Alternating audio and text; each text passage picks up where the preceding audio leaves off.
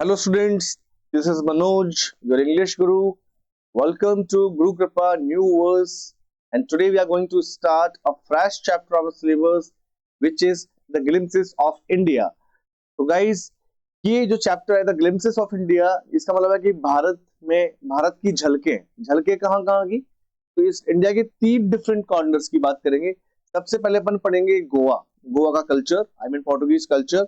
उसके बाद हम चलेंगे कूर्ग, जो कि बेंगलोर साइड पड़ता है। ये बहुत अच्छी प्यारी सी जगह है, बहुत ही ब्यूटीफुल लैंडस्केप है। कूर्ग अपने आप में एक रेजिमेंट भी है इंडियन आर्मी के अंदर। वहाँ के लोगों की वहाँ क्या विशेषता है, क्या कल्चर है, उसके बारे में देखेंगे। किस तरह की फसलें होती है, किस तरह की बायोडाइवर्सिटी है। और इसके बाद लास्ट जो चैप्टर होगा वो होगा टी फ्रॉम आसाम, यानी कि हम ईस्ट की तरफ चलेंगे। आज सबसे पहले हम हमारे दो part, first part is I mean baker from Goa को स्टार्ट करेंगे, को स्टार्ट करेंगे। ये जो पार्ट है इसको मैं आपको कल पढ़ाऊंगा। आज हम इन दो पार्ट्स को अच्छे से देखेंगे। तो स्टार्ट कर लेते हैं। बहुत ही मजेदार इंटरेस्टिंग स्टोरी है ये, है ना। चलिए, तो फर्स्ट जो पार्ट है, it is baker from Goa. Baker क्या होता है गाइज? बेकर का मतलब है जो ब्रेड वगैरह बनाता है, डोप्स वगैरह बनाता है, उसको हम बेकर बोलते हैं। बेकरी जो वर्ड है वो बेकर से, बेकिंग से ही निकला है। बेक मतलब सेकना, बेकर मतलब सेकने वाला या बेकिंग आइटम बनाने वाला, जो भी है। बाय लूशियो रॉड्रिग्स, इसके राइटर हैं इस चैप्टर के। और ये गोवा का स्नैप है, जहां पे गोवा की गलियों में आज से I mean decades back from now there used to come I mean baker, who used to distribute brats from door to doors, and he used to collect his money at the end of the month. तो किस तरीके से महीने के अंत में अपनी पगार लेना, अपना अपना अपना अपना आई मीन अपना बिल पूरा करना, घर घर जाकर के ब्रेड बांटना। तो ये गोवा का अपने आप में एक बहुत यूनिक कल्चर रहा है, जो आज भी गोवा की गलियों में याद रखा जाता है। चलिए, तो सबसे पहले चैप्टर का introduction. A baker from Goa's revolves around the relevance of a baker in the Goan culture। यानी कि आज ये जो बेकर है, जो गोवा के कल्चर में जो अपने आप में जाना जाता है, ये गोवा की गलियों में बहुत मशहूर है। और ये इसको गोवन कल्चर नाम से हम जानते हैं। गोवन कल्चर को अपन पोर्टुगीज कल्चर भी कह सकते हैं, क्योंकि गोवा में सबसे पहले पोर्टुगीज लोग ही आए थे, which dates back to the time when the Portuguese ruled over city of Goa। जो पोर्टुगीज लोगों ने आके इस शहर को रूल किया था बहुत समय पहले, जब ब्रिटिशर्स भी नहीं आए थे, तब की बात है ये। The Portuguese may have left, but the bread makers continue to have an inevitable stature। यानी कि पोर्टुगीज लोग तो यहाँ से चले गए, लेकिन वो अपनी जो विशेषता है, आई मीन जो उनका जो बेकिंग आइटम्स है, जो बेकरी है, या अपना बेकिंग का जो कल्चर है, उसको तो छोड़ के चले गए यहाँ पे। Alright, in this story the author, यहाँ पे कह सकते हैं कि ऑथर ने अपने कल्चर या अपने चाइल्डहुड के बारे में डिस्कस किया है। Author recalls his childhood, author को अपना बचपन याद आता है। बचपन में ये क्या करते थे, घर घर जाते थे, घर घर मतलब बेकर आता था, उसको ये देखते थे, वो ब्रेड बांटता था। और ये वेरी वेरी वेरी एक्साइटेडली ये लाइन लगाकर यहाँ पे खड़े होते थे, and they used to wait for their turn to just get the bread. Days and their excitement on seeing the baker, यानी कि कैसे किस तरीके से एक्साइटमेंट कर बेकर को देखा करते थे कि बेकर आएगा, ब्रेड लेके आएगा।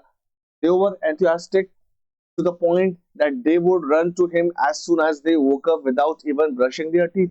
यानी कि दांतों को ब्रश किए बिना वो उसके पास पहुंच जाते थे। और it used to be great fun to the writer। चलिए, चैप्टर का थीम क्या है ये भी देख लेते हैं एक बार।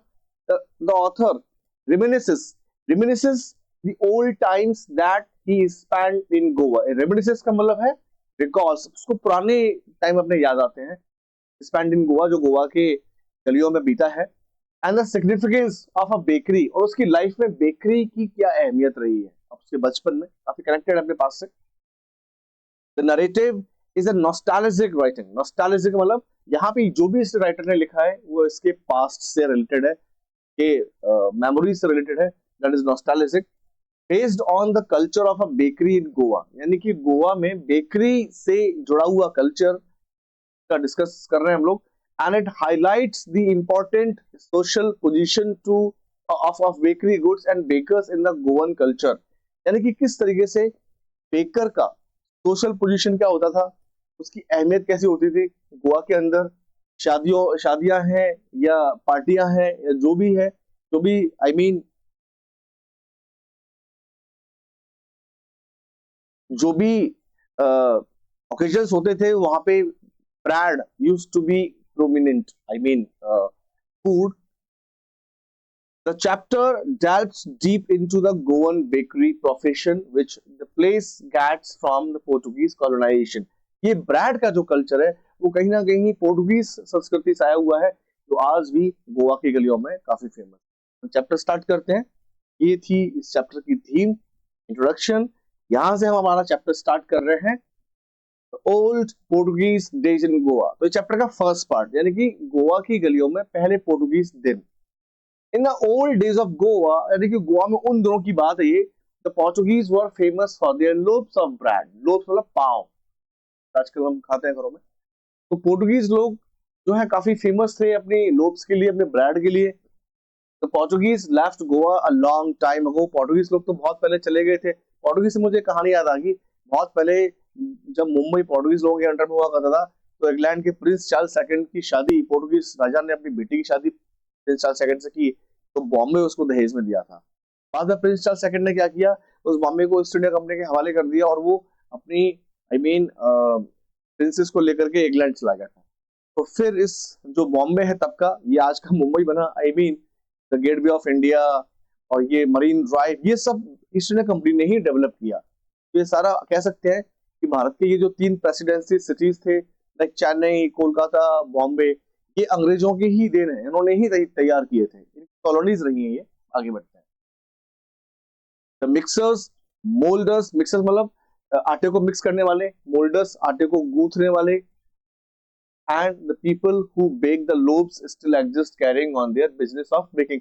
यानी कि आज भी ये लोग देखे जा सकते हैं कि कैसे ये अपने बिजनेस को कैरी ऑन कर रहे हैं, कैसे ब्रेड लेके गलियों में जाते हैं. The sound of the bakers bamboo in the morning. यानी कि सुबह सुबह जब बेकर आता था तो वो अपने बैम्बू को धड़ाम से जमीन पर रखता और उस पे अपना आई मीन जो भी उसकी टोकरी उसको रखता और ब्रेड देने का काम करता था. ये तब की बात है. And still be heard in some places. आज भी गोवा की गलियों में तो सुना या देखा जा सकता है.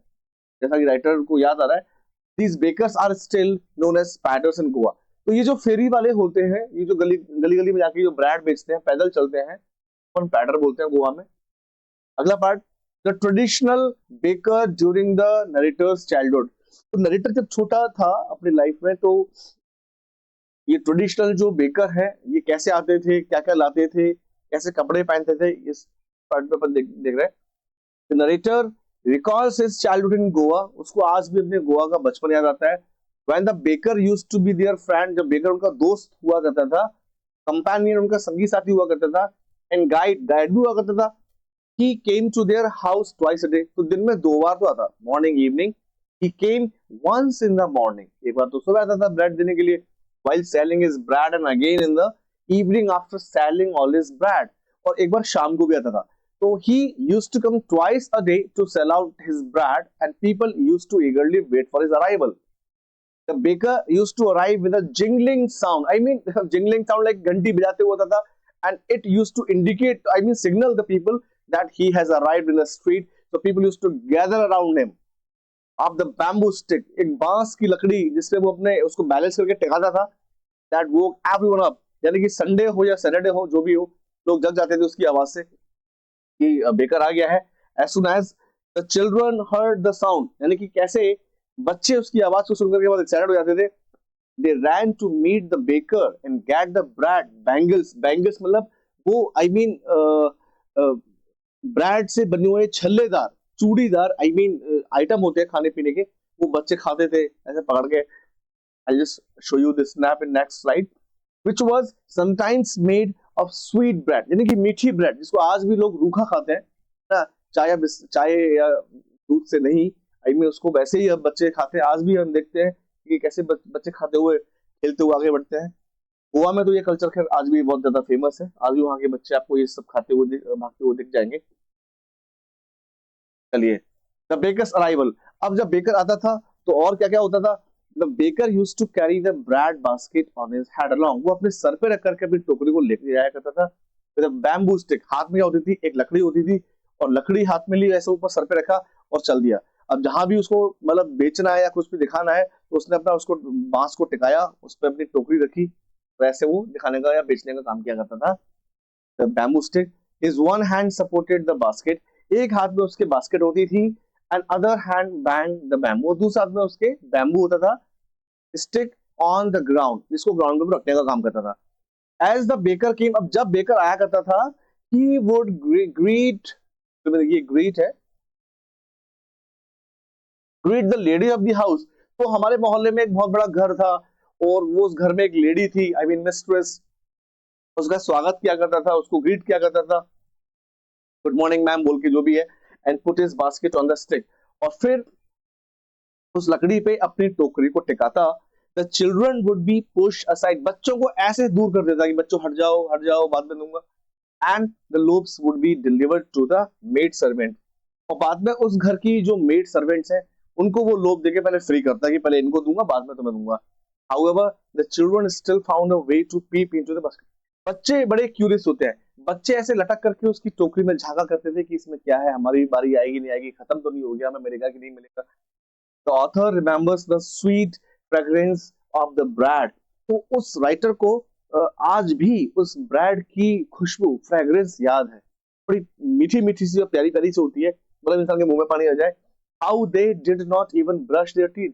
बिना ब्रश किए मतलब खाने को तैयार रहते थे, बिफोर ईटिंग एनीथिंग। तो what is this? This is the large piece of bread, importance of bread in traditional ceremonies. अगला पार्ट चैप्टर का कि ब्रेड का इंपॉर्टेंस क्या है, यहां से क्वेश्चन आता है और आ भी सकता है आपकी सीबीएसई बोर्ड में। Importance of bread in traditional ceremonies, तो जो हमारे परंपरागत वहां पे जो फेस्टिवल्स होते थे, शादी समारोह होते थे, यानी कि ट्रेडिशनल सेरेमनीज होती थी, उसमें ब्रेड का इंपॉर्टेंस क्या था? बहुत बड़ा इंपॉर्टेंस था, बिना ब्रेड के तो कोई काम ही नहीं होता था। ठीक है, the presence of a baker was essential during those times in Goa. तो यहाँ पे बेकर का प्रेजेंस तो बहुत ही सिग्निफिकेंट था, वो नहीं है तो कोई भी ओकेजन ढंग से आई मीन सेलिब्रेट नहीं होता था। Those times in Goa marriages और एनी फेस्टिवल, शादी हो या कोई भी त्योहार हो, वर इनकम्प्लीट, वो अधूरे ही माने जाते थे, without the sweet bread known as bol. ये जो चीज है ये बॉल है, इसको बॉल बोलते हैं, दिस इज बॉल, को बॉल बोलते हैं। Sandwiches were prepared by the ladies of the house.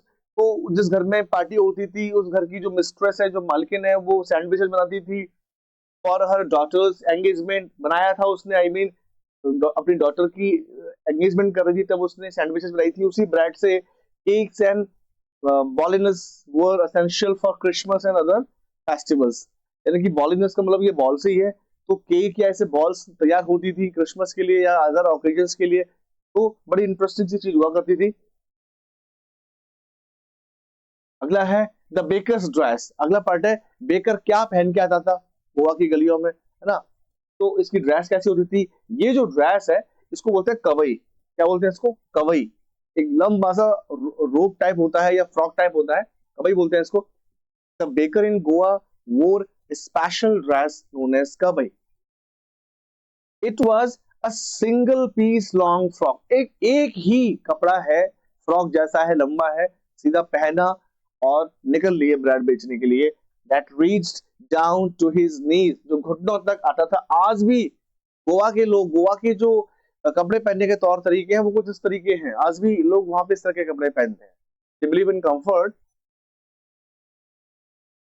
During the narrator's childhood, तो राइटर के बचपन की बातें हैं। बेकर्स वो शर्ट्स ट्राउजर्स, तो उस जमाने में तो ये शर्ट्स या ट्राउजर्स भी पहनते थे, विच वर शॉर्टर देन फुल लेंथ, क्योंकि फुल लेंथ से थोड़े छोटे होते थे, and longer than half pant, जिसको बरमूडा भी कह सकते हैं, हाफ पैंट भी कह सकते हैं। आज भी गोवा में लोग इस तरह के कपड़े पहनते हुए आपको दिख जाएंगे। पूरे कपड़े पहनने का वहां पे रिवाज नहीं है, जैसे हमारे इंडिया में और भी बहुत सारे ऐसे स्टेट्स है, राजस्थान है, हरियाणा है, लोग पूरे पूरे कपड़े पहनते हैं, धोती पहनते हैं, महिलाएं शर्ट पहनती है हरियाणा के अंदर या राजस्थान के अंदर, सर पे पगड़ी लगाते हैं। लेकिन गोवा की बात करें तो गोवा में हाफ पैंट पहनते हैं, हाफ शर्ट पहनते हैं, चेक्स में पहनते हैं। तो ये आज भी गोवा का कल्चर है।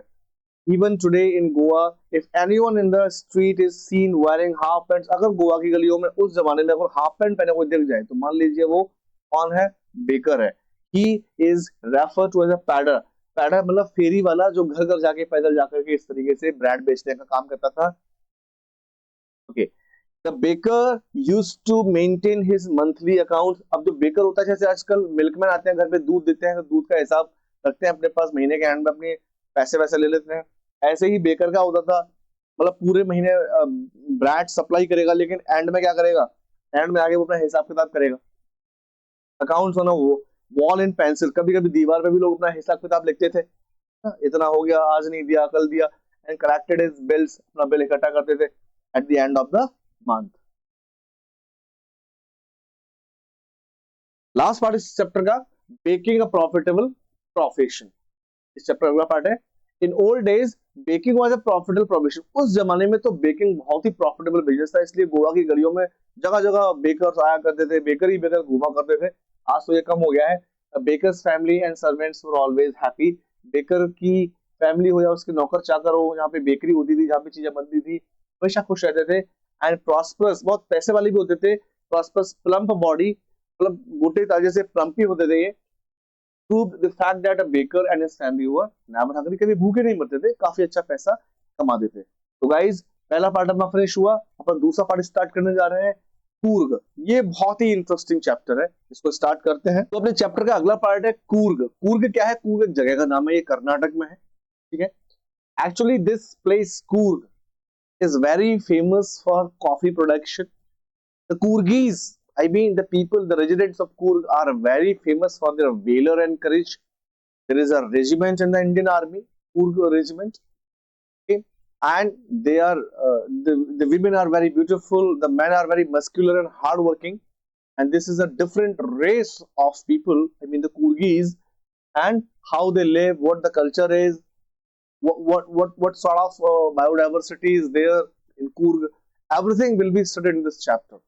चलिए, तो कूर्ग बहुत ही प्यारी सी जगह है। लोकेश अब्रोल ने इस चैप्टर को कंपोज किया है, इस पार्ट को कंपोज किया है। सेकंड पार्ट है अपने चैप्टर का, आगे बढ़ लेते हैं एक बार। तो ये कूर्ग है, और कूर्ग अपनी नेचुरल ब्यूटी के लिए, अपनी वाइल्ड लाइफ या बायोडाइवर्सिटी के लिए क्वाइट फेमस, बहुत फेमस है। This part of the chapter is a pan portrait of Coorg. Pan portrait का मतलब होता है एक तरीके से, ये पूरा जब राइटर ने वहां पे गया, देखा, तो पूरा इसको लिखा, इसको स्केच किया। Coorg is a coffee growing area. ये कॉफी की यहाँ पे खेती होती है, कॉफी ग्रोइंग एरिया है। Famous for its rain forest, यानी कि रेन ट्रॉपिकल फॉरेस्ट यहाँ पे पाए जाते हैं।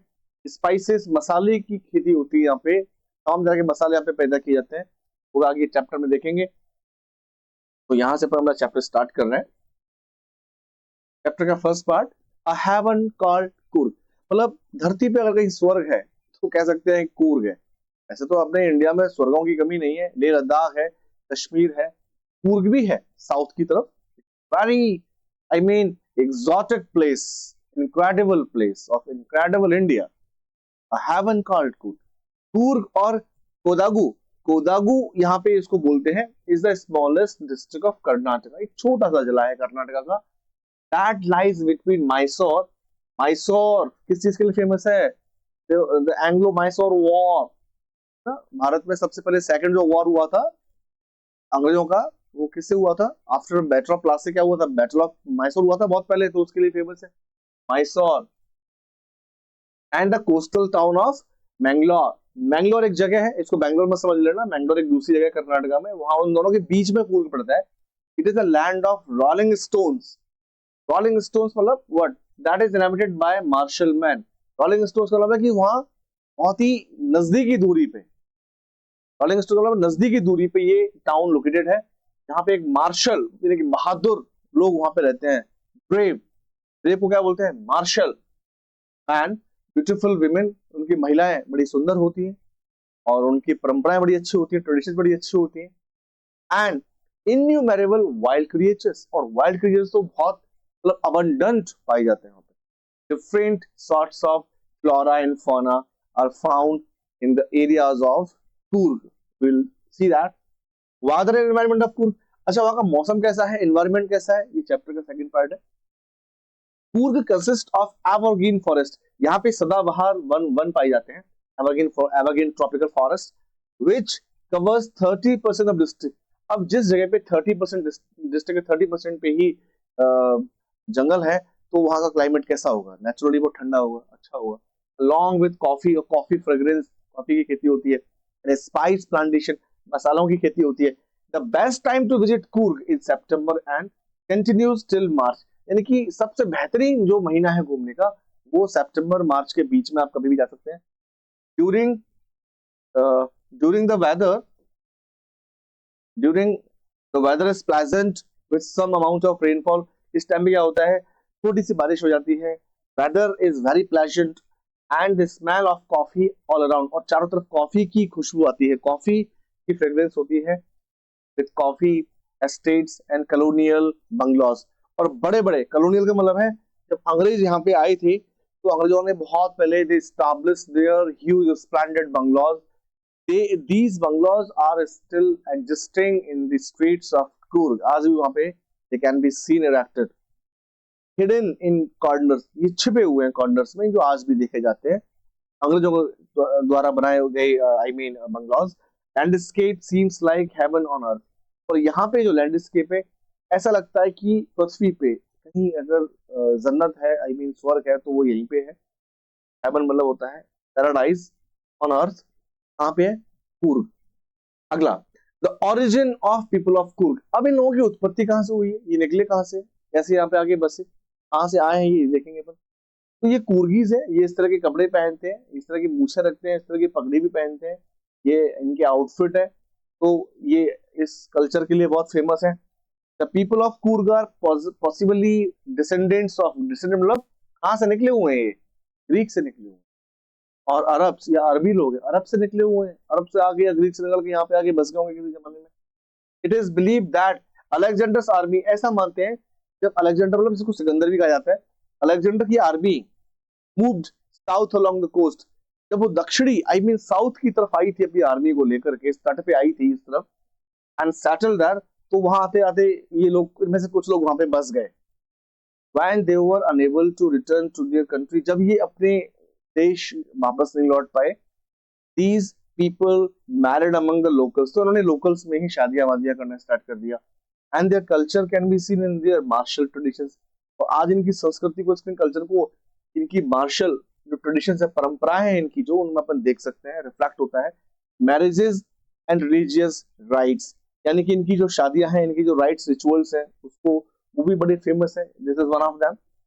The theory of the Arab descent can be proved by their traditional cloth, यानी कि अब ये अरबी कैसे हैं, अरब से इनकी उत्पत्ति कैसे है, तो ये जो कपड़े इन्होंने पहन रखे हैं, जिस तरह का इन्होंने लिबास पहन रखा है, I mean the outfit which they are wearing, ये जिस तरीके से ये पीछे आप देख सकते हैं, इसलिए पूजा कर रहे हैं, कहीं ना कहीं दिस रिफ्लेक्ट्स दैट कि they have origin from Arab. They the Kodavas, Kodavas किसको बोलते हैं, the resident of Coorg, Coorg के लोगों को कोडाबूज बोलते हैं। वेयर लॉन्ग ब्लैक कोट, कुछ इस तरह का एक लंबा सा कोट पहनते हैं, विद एन एम्ब्रॉयडर्ड वेस्ट, और कमर पे ऐसे बख्तरबंद आई मीन इस तरीके से ये पहनते हैं, ये इस तरह का पहनते हैं, और ये कमर पे इस तरह का पहनते हैं। तो ऐसे दिस इज व्हाट, ये एम्ब्रॉयडर्ड होता है, ब्लैंक नहीं होता है। वेस्ट बेल्ट नोन एज कुपिया, तो इसको क्या बोलते हैं, तो बोलते हैं कुपिया, कुपिया। इट रिजेंबल्स कुफिया, अब ये कुफिया शब्द से निकला है, keffiyeh Warne by the Arabs, जो अरब के लोग पहना करते थे। एंड द कुर्द, इनको क्या बोलते हैं, कुर्द भी कहते हैं। अब अगला पार्ट, यानी कि hospitality and bravery tales of Kodavas, Kodavas की मेजबानी कैसी है, ये हॉस्पिटैलिटी कैसे करते हैं गेस्टों की, ब्रेवरी के लिए बड़े जाने जाते हैं। तो Kodavas are known for their hospitality, ये मेजबानी बड़े अच्छे से करते हैं। जैसे हम राजस्थानी लोग बड़े फेमस होते हैं, हजारों हमारे देश आई मीन जो भी गेस्ट हमारे देश में आते हैं दूर दूर से, we just welcome people coming from the remote parts of the world or India, and we are known for this culture, hospitality. I mean, we Rajasthanis. Same goes to, I mean, the Kodavus, who are also known for their hospitality, how they welcome, how they treat the people with greater sense of respect. Also, there are many tales of bravery. इनके बहादुरी के काफी किस्से हैं related to the people of Coorg. The Coorg regiment, अब Indian army में एक बहुत ही, I mean, डिसिप्लिन्ड, ब्रेव एक रेजिमेंट है, is one of the most decorated regiments. ये अपने इंडिया में जितने भी रेजिमेंट्स हैं इंडियन आर्मी में, Sikh regiment, Gorkha regiment, Maratha regiment, ऐसे उनमें एक ये भी है of the Indian army, the first chief of the Indian army. तो पहला भारत की इंडियन आर्मी का चीफ कौन था? जनरल कैरियप्पा। कैरियप्पा कौन था? एक कूर्गी ही था, was a Coorgi. Even today Kodagus are the only people in India permitted to carry fire arms, यानी कि आज भी इन लोगों को मोहलत है क्या करने के लिए, ये आज भी अपने पास गन्स यानी कि फायर आर्म्स रख सकते हैं सेल्फ डिफेंस के लिए, अपने कल्चर के लिए। यूज नहीं करते हैं, इनको परमिशन नहीं है यूज करने की, लेकिन रख सकते हैं, रखने की इनको इजाजत है by the Indian government without a license. बिना लाइसेंस किए वेपन्स रख सकते हैं। ये क्योंकि लिमिटेड से लोग हैं, लिमिटेड सी जगह से बिलोंग करते हैं, अपनी बहादुरी के लिए फेमस है, देश के लिए भी तैयार रहते हैं, अपने मेजबानी के लिए हमेशा जाने जाते हैं। तो इंडियन गवर्नमेंट इनको ये सब रखने के लिए अलाउ करती है। अगला पार्ट हम देखेंगे यहाँ की बायोडाइवर्सिटी, यहाँ की वाइल्ड लाइफ, यहाँ की वेजिटेशन, यानी कि river Kaveri and wild life. अच्छा, कावेरी नदी के पास में है ये, कावेरी वहीं से निकलती है, कावेरी के पास में है ये, और बहुत ही इंटरेस्टिंग सी जगह है ये घूमने के हिसाब से। The Kaveri originates in the hills of Coorg. Kaveri अब नदी कहाँ से निकलती है? ये कूर्ग की पहाड़ियों से निकलती है। In the waters of the river a large fresh water fish, बड़ी बड़ी मीठे पानी की मछलियां, महासीर जिसको बोलते हैं, mahseer can be found in the abundance, ये सबसे ज्यादा है। The land of Coorg is a home to number of birds, कई सारे यहाँ पे वर्ड्स या एनिमल्स भी पाए जाते हैं, इंक्लूडिंग किंगफिशर, उनमें से एक है। स्क्विरल्स मिलेंगी, लंगूस मिलेंगे आपको, एलिफेंट्स मिलेंगे आपको यहाँ पे, है ना, स्लेंडर लॉरेस, मकाउस मिलेंगे, बीज मिलेंगी, बटरफ्लाईज मिलेंगी, ये सब आपको यहाँ पे देखने को मिलेगा। अगला है टूरिज्म कूर्ग। अब कूर्ग में टूरिज्म किस स्टैंड तक है वो भी देख लेते हैं। Coorg offers many adventurous activities, यहाँ पे बहुत सारी एडवेंचरस एक्टिविटीज की जाती है टूरिस्टों के लिए, like river rafting, canoeing, rappelling, rock climbing, mountain biking, very interesting, and trekking.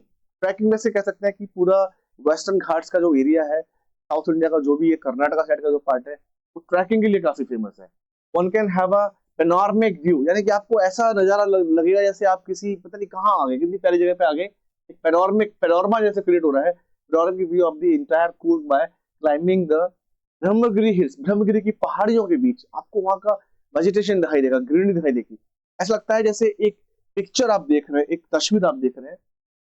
Other interesting places are, अब यहाँ पे कुछ और भी मजेदार जगह घूमने के हिसाब से, हिसार, गधमा and largest Tibetan settlement of Buddhist monks. अच्छा, यहाँ पे एक चीज और है, यहाँ पे कुछ बुद्धिस्ट लोग भी रहते हैं। अब ये आके कैसे बस गए यहाँ पे, कि बहुत पहले आए होंगे, कब आए होंगे, हैंडसॉन्ग जब आया था भारत में तब के टाइम के आके बस गए होंगे। तो बुद्धिस्ट मॉन्क भी यहाँ पे आके बसे, वो बुद्धिस्ट भी यहाँ पे पाए जाते हैं।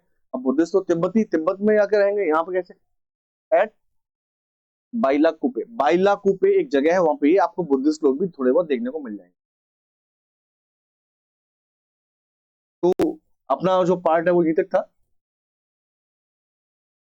बाकी ये पार्ट हम करेंगे कल। तो गाइज आज के लिए बस इतना ही, बाकी थर्ड पार्ट मैं कल स्टार्ट करूंगा, और one more poem is there which will be taught to you guys tomorrow along with the same chapter, I mean the remaining part of this chapter. तब तक के लिए just keep preparing and just keep studying because the board exams are very close, हमारे पास limited time है, आप अपने level पे पढ़ते रहिए, और कहीं भी कोई डाउट है तो आप कभी भी आके हमसे कांटेक्ट कर सकते हैं, पूछ सकते हैं। तब तक के लिए हैव अ नाइस डे।